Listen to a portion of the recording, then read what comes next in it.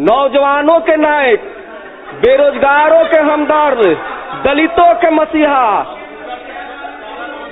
आदरणीय सम्मानीय प्रतिपक्ष के नेता आदरणीय तेजस्वी बाबू को भी मैं शांति बनाए रखें। दिल से धन्यवाद देता हूं।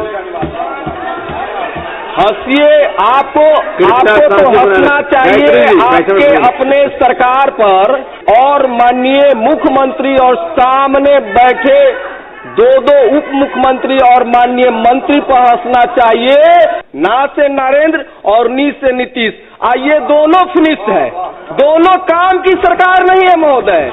एक हमारे हनुमान है, हनुमान के कृपा से वहां राम की शासन, बोलते हैं कि राम की शासन चल रहा है, लेकिन ऐसा नहीं। जो राम के विरोधी हैं उन्हीं को राम समझ बैठे हैं। हम महादलित के वही बेटा हूं सुरेंद्र राम, जो आज इस सदन में माननीय मुख्यमंत्री से सवाल कर रहा हूं कि 19 साल तो हो गए आपने दलित को महादलित बांटा और दलित महादलित के लिए कोई योजना नहीं चलाई। धन्यवाद सम्मानित अध्यक्ष जी। आज मैं इस सदन में कटौती प्रस्ताव के पक्ष में खड़ा हूं और इसके लिए मैं गरखा विधानसभा के सम्मानित जनता माली को मैं दिल से आभार व्यक्त करता हूं। साथ ही गरीबों के मसीहा, जन जन के नेता, दलितों के मसीहा, महान समाजवादी नेता आदरणीय लालू प्रसाद यादव जी को भी मैं दिल से आभार व्यक्त करता हूं। साथ ही गरीबों की बात करने वाले, रोजगार की बात करने वाले, नौकरी मैन ऑफ बिहार, नौजवानों के नायक, बेरोजगारों के हमदर्द, दलितों के मसीहा, जिन दलितों के मसीहा आदरणीय सम्मानीय प्रतिपक्ष के नेता आदरणीय तेजस्वी बाबू को भी मैं शांति बनाए रखें। दिल से धन्यवाद देता हूं। हंसिए, आपको तो हंसना चाहिए आपके अपने सरकार पर, जो पैसा तो लेती है लेकिन पैसे का सदुपयोग नहीं करती है, और ये बजट का पैसा बिचौलिए और ठेकेदार और सरकार के मिली भगत से जनता की पैसा को उड़ा लिया जाता है। ये दुर्भाग्य की बात है। आपको हंसना चाहिए तो अपने सरकार पर और माननीय मुख्यमंत्री और सामने बैठे दो उप मुख्यमंत्री और माननीय मंत्री पर हंसना चाहिए कि जनता में जो वादे करके आते हैं उस जनता के वादों को सही ढंग से निर्वाह नहीं करते हैं, इसलिए आपको हंसना चाहिए। क्योंकि जिम्मेवारी जिस विधानसभा की जनता माननीय सदस्य को दिया है, वह सदस्य आपसे सवाल करती है और उस सवाल के वजह में आप चुप्पी डाल लेते हैं, आपके पास उसका कोई जवाब नहीं होता है। क्योंकि ये सरकार आपको जवाब देने लायक छोरा भी नहीं है। छुई मुई जो रोड बने हुए हैं, छूने से वो मर जाएंगे, इसके डर से जिला प्रशासन उस रोड पर चलने पर रोक लगा दिया जाता है। केंद्र और राज्य की सरकार दोनों मिला लीजिएगा तो ये नानी शब्द है, ना से नरेंद्र और नी से नीतीश, ये दोनों फिनिश है। दोनों काम की सरकार नहीं है महोदय, दोनों काम की सरकार नहीं है। सरकार आने दीजिए ना, सरकार बदलने दीजिए। क्या आपने आप जो बोल रहे हैं ट्रंप के सवालों का जवाब तो माननीय प्रधानमंत्री दे नहीं पा रहे हैं, मजबूरी में उनको झुकना पड़ा अमेरिका से, तो इसलिए बोल रहे हैं कि एनडीए वाले अभी चुप ही रहे तो जनहित में अच्छा है। तो हम ये बोल रहे हैं महोदय स्थिति गंभीर है। आज अनुसूचित जाति अनुसूचित जनजाति कल्याण विभाग का भी बजट है।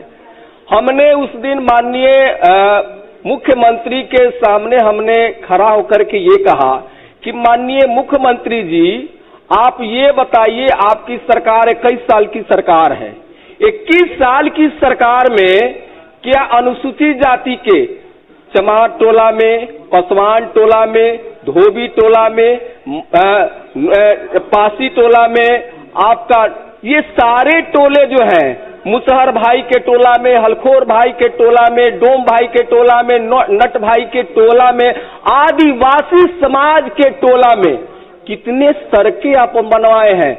आप तो बोलते हैं, आप इस बात को झूठा ये बात बोलते हैं कि बिहार के किसी भी कोना से, बिहार के बोलते हैं कि किसी भी कोना से 4 से 5 घंटों में पटना पहुंचा जा सकता है। लेकिन मैं इस बात को बोलता हूं महोदय, 21 साल आज भी महोदय दलितों के गांव में, अति पिछड़ा के गांव में कांधा पर लाश उठाने को मजबूर है, क्योंकि 4 से 6 फीट चौड़ी गली भी नहीं है, 4 से 6 फीट गली भी नहीं है।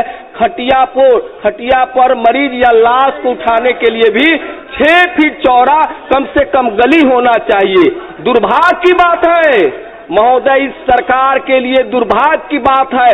बड़े बड़े ढकोसला परोसने वाले सामने खड़े हुए सरकार के लोगों से मेरा सवाल है कि कब वह चमार भाइयों के गांव में, पासी पसवान भाइयों के गांव में, नट के गांव में, धोबी भाइयों के गांव में, जो आज तक वंचित टोलों में आप सड़क बनाइएगा। बजट तो मांग करते हैं, लेकिन बजट का आप 50% से 60% ही खर्च कर पाते हैं। क्यों खर्च कर पाते हैं? क्योंकि यहाँ के जो अफसरशाही और माननीय मंत्री में वह ऊर्जा नहीं है कि जो जनता की ली हुई बजट को भी सदुपयोग सही खर्च कर पाते हैं।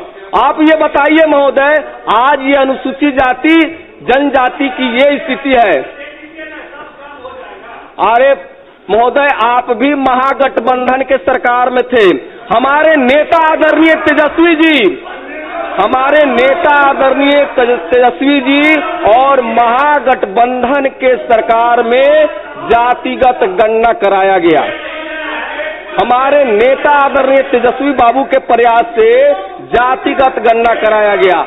जातिगत गणना कराने के बाद में अनुसूचित जाति की जो जनसंख्या लगभग 20% थी, अनुसूचित जनजाति की जो संख्या था, उसके मुताबिक हमारी महागठबंधन की सरकार ने आरक्षण को बढ़ा करके अनुसूचित जाति की जो आरक्षण की जो दायरा था 16% से बढ़ा करके 20% कर दिया गया।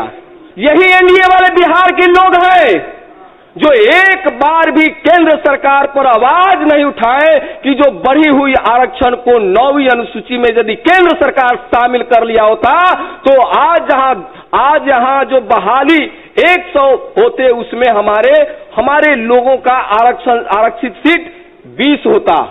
लेकिन ये एनडीए वाले लोग अनुसूचित जाति से वोट तो लेते हैं, लेकिन उनके कामों की जब बात आती है तो वो चुप्पी नाद देते हैं। ये कितनी शर्म की बात है। एक हमारे हनुमान है, हनुमान के कृपा से वहां राम की शासन, बोलते हैं कि राम की शासन चल रहा है, लेकिन ऐसा नहीं। ये हनुमान दूसरे तरफ वो जो है उस तरफ वाले उनको राम समझ गए हैं, जो राम के विरोधी हैं उन्हीं को राम समझ बैठे हैं। अनुसूचित जाति के लोग हैं। यदि केंद्र की सरकार को यदि वो दबाव बनाए होते तो आज हमारे अनुसूचित जनजाति की आरक्षण जो है वो 20% और 2% होता। तो हम तो ये देख रहे हैं कि ये जो सरकार है अनुसूचित जाति के साथ, अनुसूचित जनजाति के साथ उनके वोट को लेने के लिए, अब ये बताइए ना, हमारे चाचा तो दलित को महादलित बनाए। हम महादलित के वही बेटा हूँ सुरेंद्र राम, जो आज इस सदन में माननीय मुख्यमंत्री से सवाल कर रहा हूँ कि 19 साल तो हो गए आपने दलित को महादलित बांटा और दलित महादलित के लिए कोई योजना नहीं चलाई। चाचा ये सवाल पूछ रहा है एक